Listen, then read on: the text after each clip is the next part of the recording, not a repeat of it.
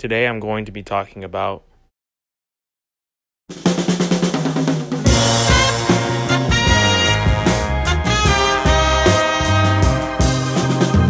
the plot of Smile is pretty much this. After witnessing a bizarre, traumatic incident involving a patient, Dr. Rose Cotter starts experiencing frightening occurrences that she can't explain. Rose must confront her troubling past in order to survive and escape her horrifying new reality. And how I said that this movie starts off with a very bizarre and traumatic incident, I was not lying, because when I saw that scene, my reaction was literally this. Hey, yo, what the fuck? Hell no! Alright, let's get into the good parts of this movie. One thing that I like about this movie is that it's original. I might be wrong on this, but from my perspective, I have never seen a horror movie like this. It's very original with its idea that, people... By the way, spoilers before I get into this. If you haven't seen Smile, you probably shouldn't watch this video at all, because I will be talking about not all of the spoilers, but I will be bringing up certain things. But pretty much this weird, not disease, but this weird thing that happens where if someone kills themselves, they pass on this spiritual type of thing to another person, and while this person is killing themselves, they make this really uncomfortable smile. And we've all seen smiles before, but the type of smile that this movie does is one that is very uncomfortable and very unsettling, which you can tell pretty quickly during the movie what that is. Another thing that I like about this movie is the camera work itself. I'm a big Sam Raimi fan, and I'm not saying the whole movie was shot in this way, but there were definitely certain shots in this movie that felt like it came out of a Sam Raimi movie. Another thing that I like about this movie is that the tension is pretty much from beginning to end. We barely get a chance to really calm down, and you really do appreciate the moments where you know that there's probably not going to be a jump scare, because I'm going to tell you right now, there's not many of those moments. In this movie, it's very intense. Even scenes that don't end up being a jump scare feel intense just because of the way the music is, or I guess the soundtrack, and just the way the scene is playing out, where at any moment, something insane can happen. Another thing that I like about this movie is the comedy. And yeah, I know that sounds weird that I'm saying in a horror movie that there's comedy, but here's what I mean. There's certain moments in this movie where there's just a little bit of humor. I'd say there's probably 10%, 20% humor in this movie, but every time there is a bit of humor in this movie, it worked for me and the audience chuckled. And I think that did a good job of relieving the stress just a little bit for the audience.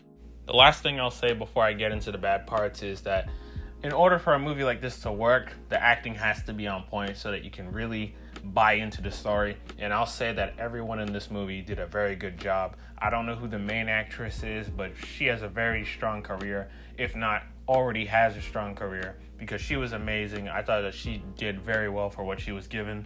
The actor who plays A-Train in this movie, he was pretty good as well, but once again, he's not in the movie too much, and this is really carried by the main actress. She is our anchor, and without her, this movie wouldn't even be good. The first bad part that I would say about this movie is really just the first two acts, where once again, there are certain moments in this movie where it just takes its time, but sometimes it feels like it does it a bit too much before we really get into the crazy stuff. But once the third act starts, which I'll talk about soon, that's when the movie gets really great for me. Another criticism, I guess, that you could say, that I would say for this movie, is the smiling thing. And this was not just me, but there was also other people in my theater who kind of reacted the same way. Where once again, when certain people start smiling in that way, sometimes it's very terrifying, but sometimes I want to start cracking up and laughing just because of the way their faces are. And I know that probably wasn't the intention for the directors and writers or whatever, but that's just the way that it came across, and maybe they could have done a different facial expression. I don't know. Sometimes the smiling thing worked for me and sometimes it didn't. The final criticism that I have is that our main character never interacts with their husband. Once they go off to this place and, once certain stuff goes down, we never come back to that. And I thought that kind of sucked because I did kind of like that dynamic. and I liked what the relationship was setting up, but they just never come back to it, and it kind of leaves it open-ended, and I wish that we could have figured out what happened with that. Same thing with our main character and her sister. Once, the main character shows up to the birthday party and her cat or dog or whatever is in the kid's, birthday present, that was messed up. And we get one scene with them interacting and then they never want to talk. So I guess that is a way of them concluding that storyline. But once again, I would have liked to see it just a bit more. This is one last good thing that I'll say. It's also just something I want to talk about. And it's pretty much just that the fact that the main character loses and that we think that she wins. And then once she, goes to the police officer's house and the police officer starts to smile, we realize that she didn't win and that this smile demon thing or whatever is just messing with her.